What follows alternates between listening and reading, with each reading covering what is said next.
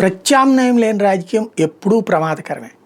కాబట్టి ఖచ్చితంగా మోడీకి ప్రత్యామ్నాయం ఉండి తీరాలి. కానీ ఆ స్థాయి నాలెడ్జ్, ఆ స్థాయి అంటే సరైన అంశాల మీదన పోరాడి మోడీ తప్పు చేసేటప్పుడు దారికి తేవాలి. అప్పుడు మోడీ ఎక్కువ తప్పులు చేస్తున్నాడు అనుకున్నప్పుడు ఆ దారికి తెచ్చే పార్టీకి పగ్గాలిస్తారు. ఇక్కడ విఫలమవుతున్నది రాహుల్ గాంధీ మోడీకి ప్రత్యామ్నాయంగా తను చూపించుకోవడంలో.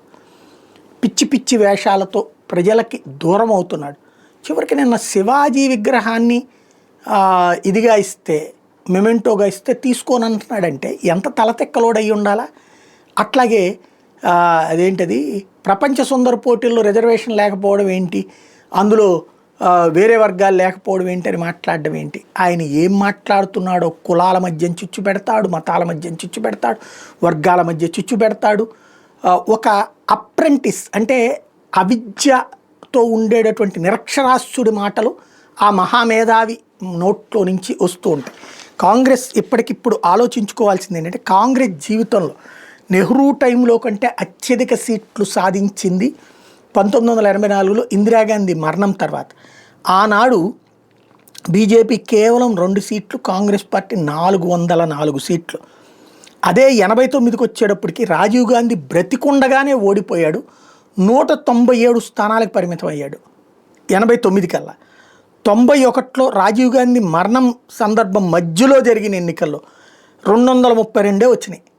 అంటే 404 హయ్యెస్ట్. ఆ తర్వాత 91, ఇది 2025. ఈ 232 మార్కు కూడా ఈ రోజు వరకు కాంగ్రెస్ పార్టీ దాటట్లేదు, సాధించట్లేదు. 232 కూడా చాలా కదా, 40 అక్కడ తగ్గినట్టు కదా. 96లో 140, 98లో 141, 99లో 114, 2004లో 145.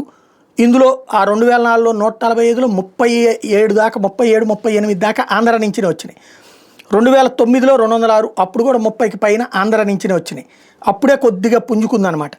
14లో 44, 19లో 52, 24లో 99.